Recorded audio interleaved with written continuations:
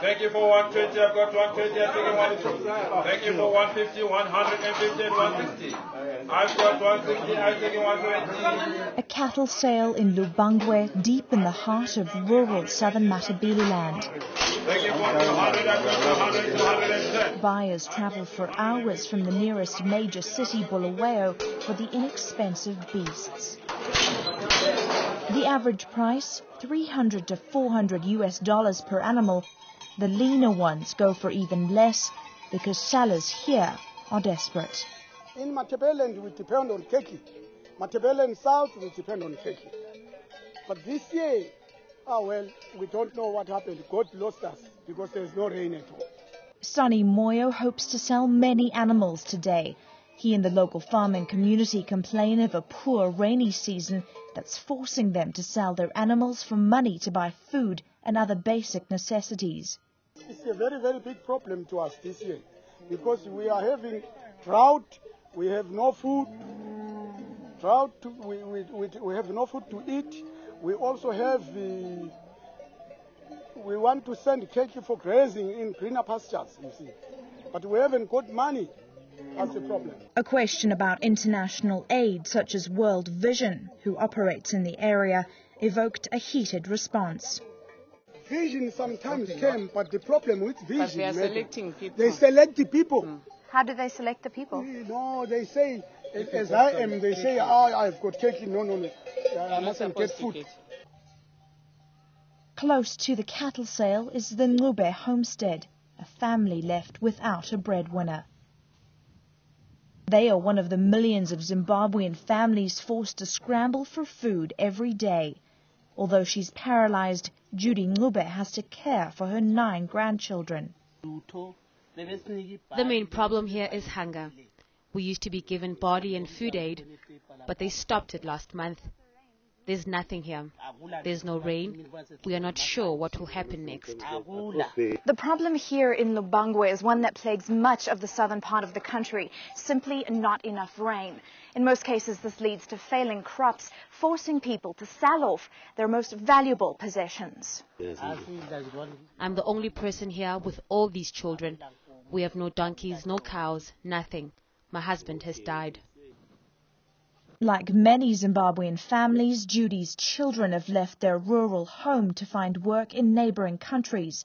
Hers have chosen Botswana, only 2 hours away, but Judy has nothing to show for their pilgrimage.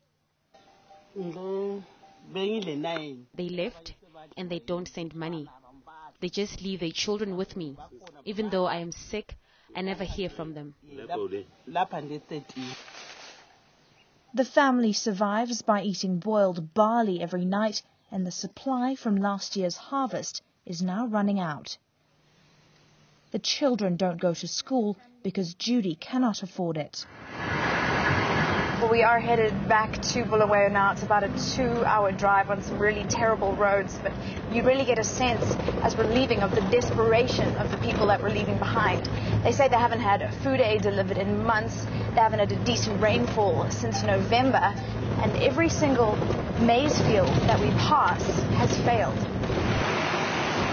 Zimbabwe's political agreement is not the only thing slowly dying. Driving through once fertile farmland, it's difficult to find anything green and blooming. The big problem, these are outlying areas where poverty has always been a way of life. The people that live in that area tend to, because it's regions 4 and 5, which are low rainfall regions, they tend to rely on their livestock, where possibly they might get a crop every 3rd year. But the cattle were the mainstay of their survival. So if they had a drought, what they tended to do was to fall back on their cattle, sell 1 or 2 animals, and use that money to tide them through the difficult period. Mac Crawford is a farmer in southern Matabeleland and has seen firsthand the effects of Zimbabwe's meltdown on its ordinary people.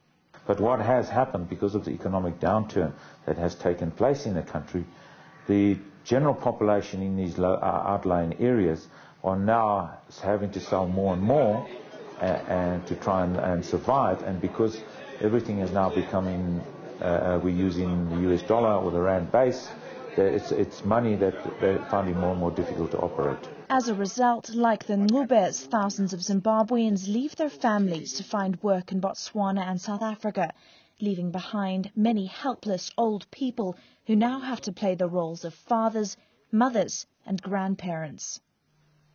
With remittances from its usually fruitful diaspora drying up, a country already on its knees is dealt yet another blow. Now the Red Cross and Famine Early Warning Network estimates that more than 2 million Zimbabweans will need food aid in 2010. But will it be enough? And will help arrive in time? A cold, dry winter is approaching, and some families are nearing the end of their food reserves. Robin Creel, E! News, Southern Matabeleland, Zimbabwe.